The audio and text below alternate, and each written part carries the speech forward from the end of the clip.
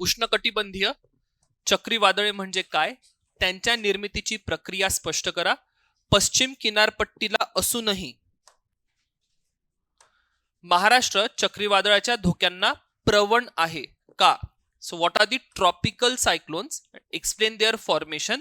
Despite situated on western coastline, Maharashtra is prone to cyclonic hazards. Why? So again with reference to Maharashtra जो तुमचा point आहे त्याचे जे questions combine होऊ शकतात. तर मी पहिला पार्ट काय विचारलाय, फिजिकल जिओग्राफी क्लायमेटोलॉजीचा प्रॉपर क्वेश्चन आहे पहिल्या पार्टमध्ये, बेसिक्स आहेत. आणि मग त्याला दुसऱ्या पार्ट सोबत कंटिन्यू केलाय ज्याच्यामध्ये मी महाराष्ट्राचा अँगल आणलाय. क्लिअर? इरिस्पेक्टिव्ह ऑफ एनिथिंग एक टिप देऊन देतो की समजा तुम्ही ट्रॉपिकल सायक्लोनचं उत्तर लिहत आहात, पेपर 1 मध्ये असेल, कोर जिओग्राफीचा प्रश्न असेल, सो कुठे ना कुठे भारताबद्दल विचारलाय नाही विचारलाय, महाराष्ट्राबद्दल विचारलाय नाही विचारलाय, एमपीएससीच्या पेपरमध्ये ते लिहून या की भारतामध्ये त्याचा काय परिणाम आहे किंवा महाराष्ट्रामध्ये काय परिणाम आहे. इथं स्पेसिफिक महाराष्ट्राचं डिस्कशन करायचं आहे. So go forward to it, take your time. एकदम बेसिक क्वेश्चन आहे. त्याचे जर उत्तर तुम्ही बघितले तर ऑलरेडी आपण जेव्हा सायक्लोन्सचे डिस्कशन केलं, स्ट्रक्चरमध्ये डिस्कशन केलं होतं की डिफिनेशन काय आहे सायक्लोनची, सायक्लोनसाठीच्या कंडिशन्स काय आहे, सायक्लोन डेव्हलप कसा होतो आणि सायक्लोनचे करंट इश्यूज काय काय चालू आहेत. जर ते तुम्हाला आठवत असेल तर त्यातले बिट्स अँड पीसेस कलेक्ट करून तुम्ही हे उत्तर लिहू शकता. क्लिअर? नाऊ पहिला पार्ट, लोकस काय क्वेश्चनचा, सायक्लोन. फाईन. फोकस मध्ये काय विचारलंय, इथे क्लॅरिटी असणं गरजेचं आहे. 2 पार्ट आहेत जे फोकस करायचे आहे. कोणते 2 पार्ट? एक तुम्हाला विचारली आहे डिटेल्ड प्रोसेस की हे काय आहेत आणि त्यांची निर्मिती प्रक्रिया. क्लिअर? तर मी या ठिकाणी पहिला पार्ट तर ऍड्रेस करायचा प्रयत्न करेल की यांची निर्मिती कशी होते. आणि दुसऱ्या पार्ट मध्ये एक अप्लाइड आहे, तुमच्या नॉलेजचा अप्लिकेशन करायचं आहे. ते म्हणजे महाराष्ट्राच्या संदर्भात नेमके सायक्लोन्स कसे बिहेव्ह करतात. क्वेश्चन पण रीड करा, खूप इंटरेस्टिंग क्वेश्चन आहे, ट्विस्ट पण आहे क्वेश्चन मध्ये. काय म्हटलंय? Despite situated on western coastline, Maharashtra जरी पश्चिम किनारपट्टीला आहे तरी सुद्धा आपल्याकडे कशाचा प्रादुर्भाव दिसतो? सायक्लोन्सचा. राईट? याचा उलटा अर्थ काय झाला की बाकी जे पश्चिम किनारपट्टीची राज्य आहेत त्या राज्यांमध्ये सायक्लोनचा इतका धोका नाहीये. प्रामुख्याने जेव्हा आपण सायक्लोनची चर्चा करतो, धोका कुठे आहे? पूर्व किनारपट्टीला. तर मग ती क्लॅरिटी येणं गरजेचं आहे त्या ठिकाणी. Right? So step by step, सगळ्यात पहिले introduction. What is the best introduction या ठिकाणी?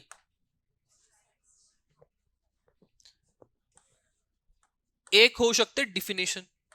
ट्रॉपिकल सायक्लोन्स काय? तर tropical cyclones are low pressure system, कमी दाबाची व्यवस्था आहे, ज्यामध्ये आपल्याला काय दिसतं? ऊर्ध्व दिशेने हवेची हालचाल होते, लेटेंट हीटवाला एक पॉइंट आहे आणि पाऊस आहे, वादळी स्थिती आहे. हे सगळं सांगून तुम्ही डिफाईन करू शकता. क्लिअर?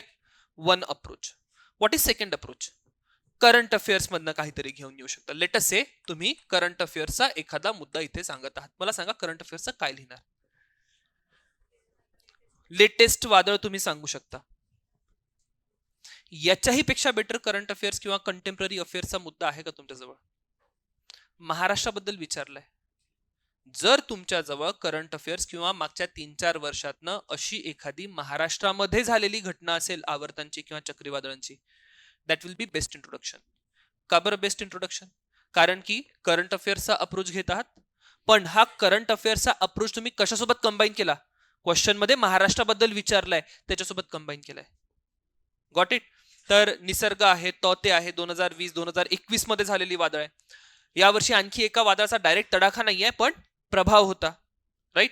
असा काही जर तुमच्याजवळ इन्फॉर्मेशन आहे त्यातून तुम्ही तुमचं इंट्रोडक्शन लिहा.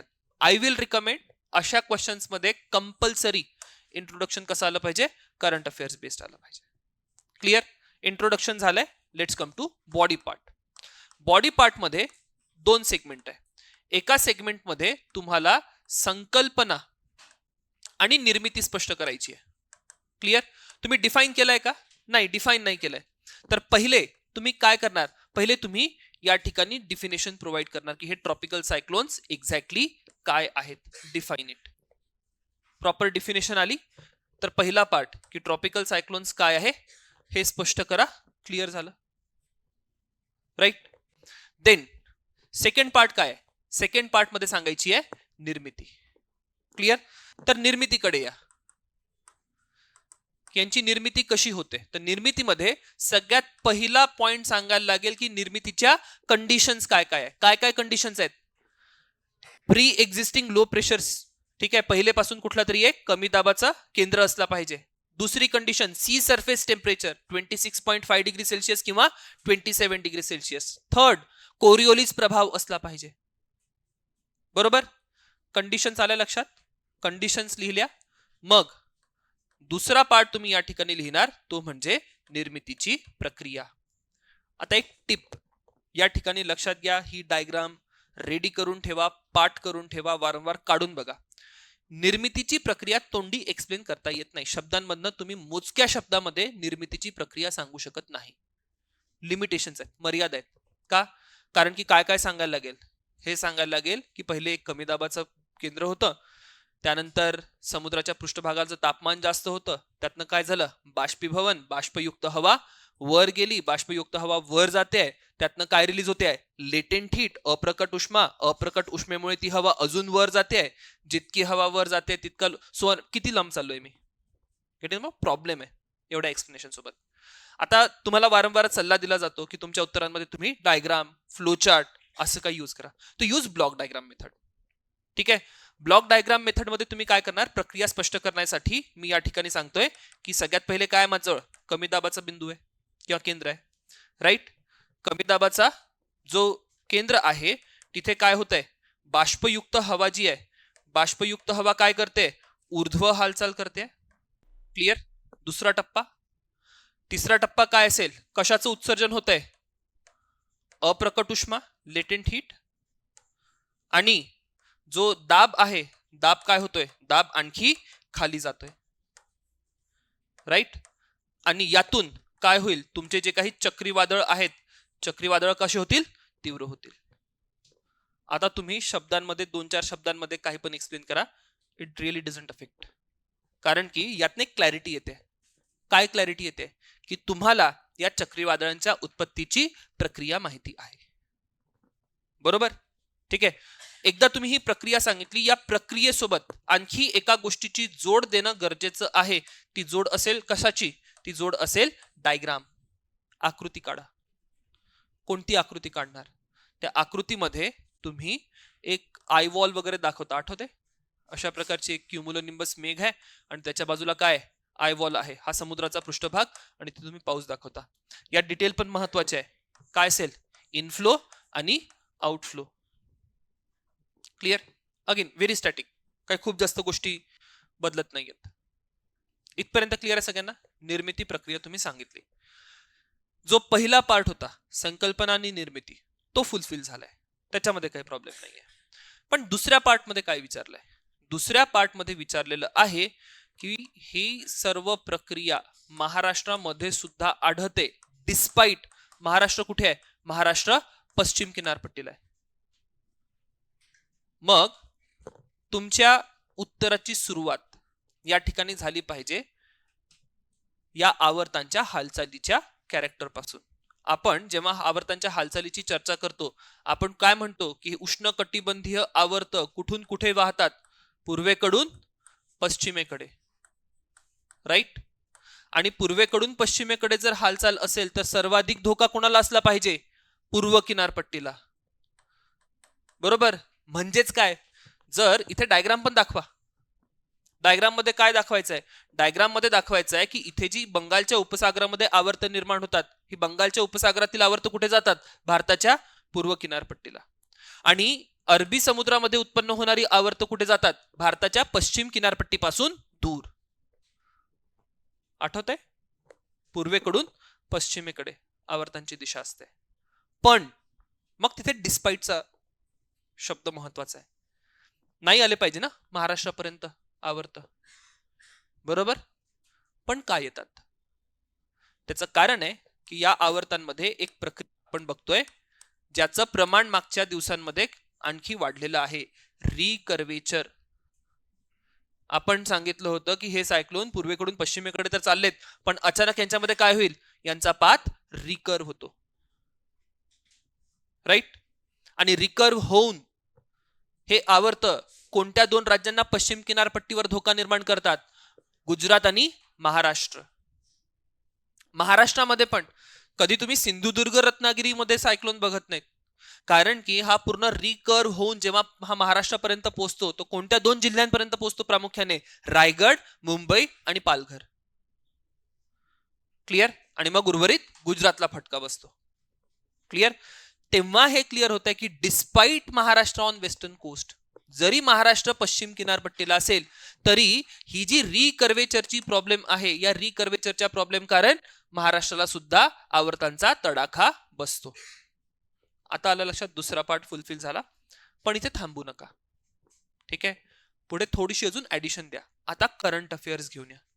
करंट अफेअर्स मध्ये वारंवार आपण एक मुद्दा सांगतो की अरबी समुद्राचं तापमान बंगालच्या उपसागरापेक्षा वाढत आहे. अरेबियन सीचं टेम्परेचर बी ऑफ बेंगॉलपेक्षा जास्त वाढते आणि याचा परिणाम काय असेल? अरेबियन सी मध्ये मागच्या दशकामध्ये निर्माण होणाऱ्या आवर्तांमध्ये कितीने वाढ झाली आहे? 52%. मग याचाच अर्थ काय असेल? महाराष्ट्रामध्ये येणाऱ्या आवर्तांची संख्या सुद्धा वाढली आहे. राईट? मग इथे थांबू नका, अगेन केस स्टडी घेऊन या. हे प्रिपेअर्ड असलंच पाहिजे. राईट? हे मी शिकवताना पण तुम्हाला सांगून ठेवलं होतं की निसर्ग आणि तोते दोन केस स्टडी प्रिपेअर्ड असल्या पाहिजे महाराष्ट्राच्या भूगोलामध्ये. क्लिअर? तर हे सांगा की महाराष्ट्रावर जो मागचा एक खूप मोठा प्रभाव झाला होता सायक्लोनचा, तो कोणता होता? निसर्ग. कधी वर्ष आहे? 2020. मग केस स्टडी मध्ये काय काय आलं पाहिजे? केस स्टडी मध्ये आलं पाहिजे की हा सायक्लोन कोणत्या वर्षी उत्पन्न झाला, कोणत्या सागरामध्ये उत्पन्न झाला, टेंटेटिव्हली पिरियड सांगा, तारीख नका सांगू. क्लिअर? नाही आठवत तर नका सांगू, थांबू. राईट? फर्दर, लँडफॉल कुठे झाला होता? अलिबाग, रायगड. राईट? आणि काही जर हानी आठवत असेल, वाऱ्यांचा वेग आठवत असेल, नसेल आठवत तर टेंटेटिव्हली काहीतरी लिहा. राईट? असं नका लिहू की 10 किलोमीटर प्रति तासाने, एकदम 1000 पण नका लिहू. जो वाऱ्यांचा वेग असू शकतो टेंटेटिव्हली 100 असेल, 150 असेल, काहीतरी ऍक्सेप्टेबल, दोन्ही साईडला ऍक्सेप्टेबल असं काहीतरी लिहा. क्लिअर? कोणी हे नाही बघणार, कोणाला नाही आठवत वाऱ्यांचा वेग किती होता. ऑब्विस आहे ना की प्रोफेसर चेक करणार, त्याला कशाला तो निसर्गचा वाऱ्याचा वेग, त्याला माहिती पण नसेल, विसरला पण असेल की हा निसर्ग वगैरे काहीतरी होता. बट ऍटलीस्ट दॅट शोज की तुम्हाला अन आय फॉर डिटेल आहे. राईट? तर म्हणून ती केस स्टडी इम्पॉर्टंट आहे. केस स्टडी झाली.